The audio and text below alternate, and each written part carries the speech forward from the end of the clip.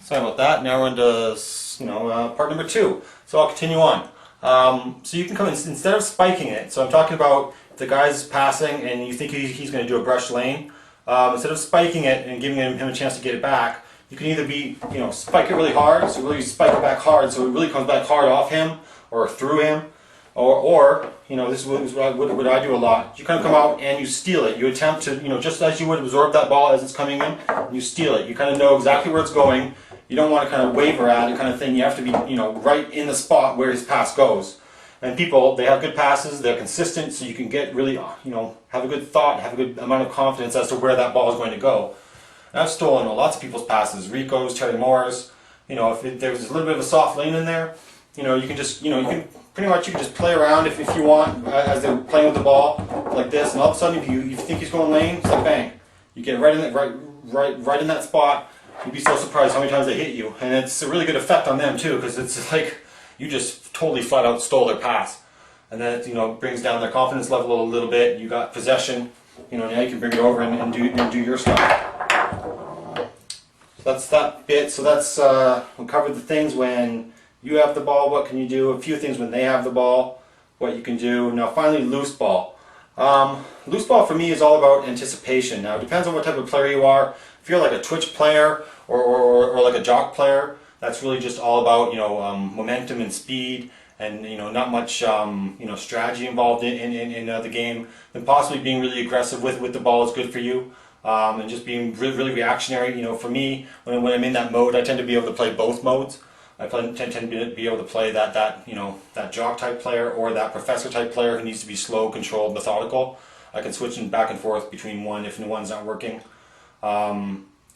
So when you're in that jock mode, it's really just about you got to turn your brain off, allow you to just react to the ball. I kind of treat it like I'm like an animal. I get a bit of a snarl going, and really just just get after the ball, be aggressive, and don't worry about jars or bumps. That's what the rules are for. They'll keep you in check.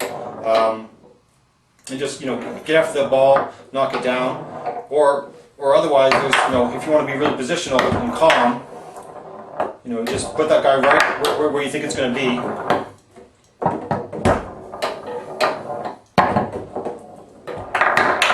Knock it down kind of thing. There's a couple different ways that you can actually pick up that ball. One, that more aggressive player, I think what they can do a lot really well if the ball's coming in, they can kind of knock it down. Like I didn't really try to control it, I tried to knock it down, slap the ball down as it went through, kind of thing. I've seen a lot of good twitch players do that really well.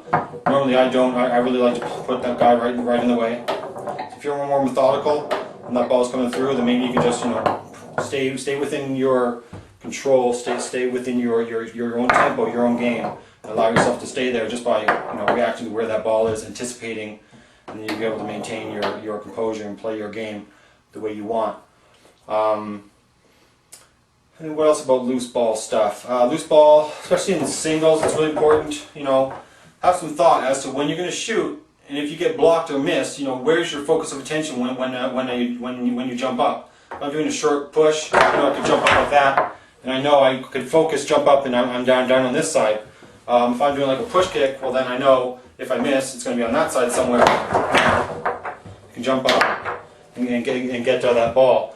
Just with that anticipation, that focus as to where things are going to end up. It's not a really heavy conscious thought, but it's something that you should at least consider.